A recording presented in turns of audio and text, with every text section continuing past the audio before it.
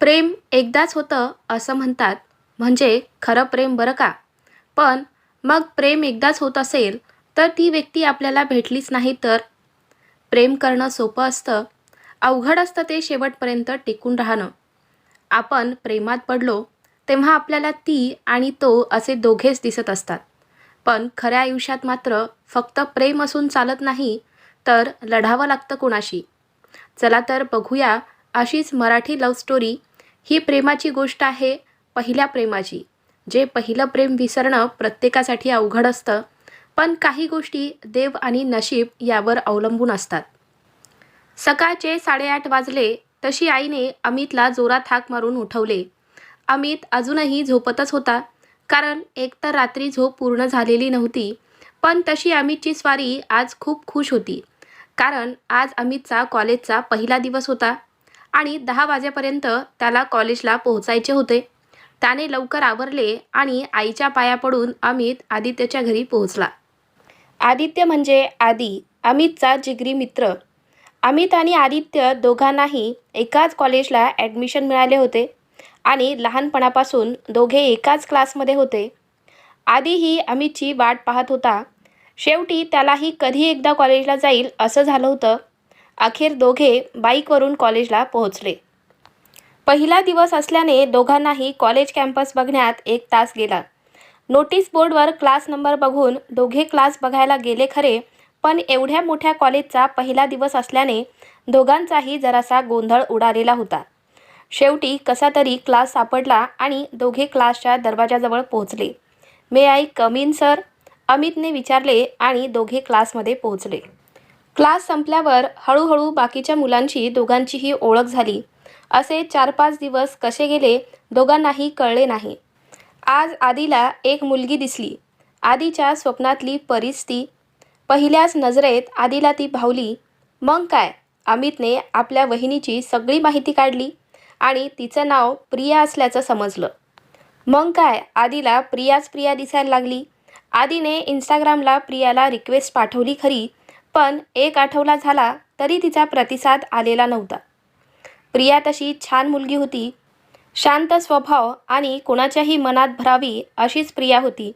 आणि शेवटी इंस्टाग्रामवर प्रियाचा रिप्लाय आला. आदी आणि प्रिया आता मेसेजवर बोलायला लागले. मग व्हॉट्सअपवर बोलणं सुरू झालं आणि मग एक दिवस आदीने तिला प्रपोज केलं.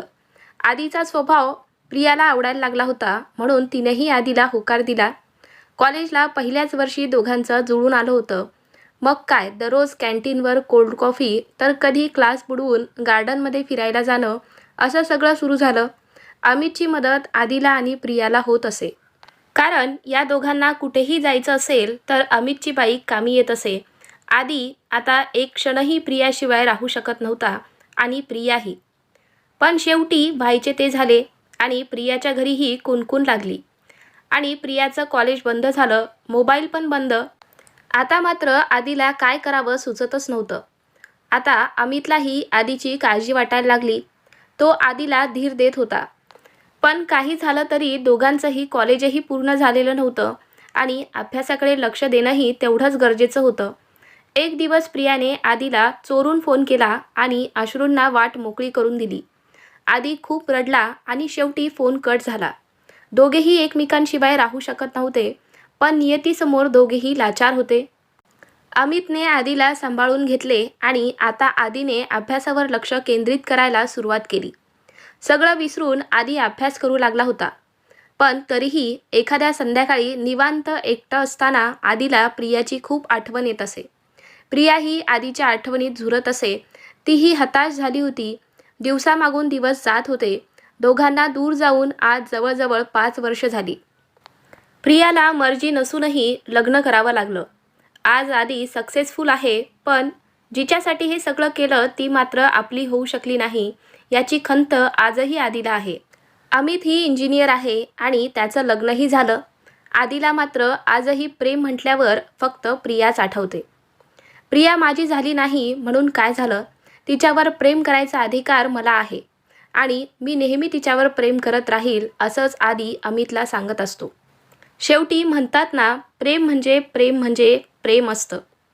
तर तुम्हाला ही आजची कथा कशी वाटली एकदम छान स्टोरी आहे ना. तर या स्टोरीवरून बऱ्याच जणांना त्यांचं पहिलं प्रेम आठवलंच असेल. तर तुम्हाला ही आजची कथा कशी वाटली? अशाच नवनवीन कथा पाहण्यासाठी आपल्या चॅनलला सबस्क्राईब करून घ्या आणि आजची कथा आवडली असेल तर लाईक करायला विसरू नका.